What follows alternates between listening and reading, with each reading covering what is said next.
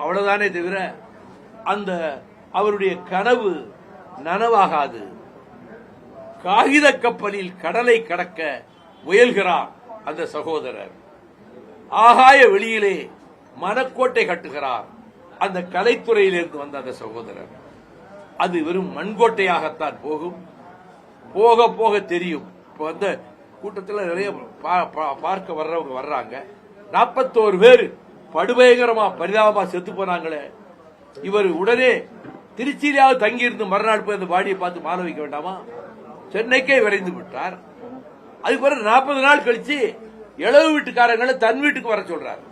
இது தமிழ்நாட்டில் இது வரைக்கும் எங்கேயும் நடந்ததே இல்லை. துக்க வீடுன்னா அங்க வீட்டுக்கு 10 நாள் கழிச்சோ 1 மாசம் கழிச்சோ தாம் தான் போகணும்.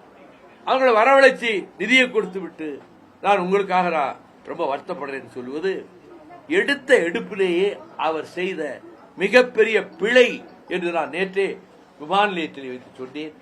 ஆக முதல் கோணல் முற்றும் கோணல் என்பதைப் போல தொடக்க நிகழ்ச்சியிலேயே அவர் பொறுப்பற்று நடந்து கொண்டதா, இப்படி நடந்து விட்டதே என்கிற குற்ற உணர்ச்சி துளியளவும் இல்லாமல் அவர் நடந்து கொண்டதால் அவர் பொது வாழ்வில் அவர் நினைக்கிற இடத்துக்கு வர முடியாது.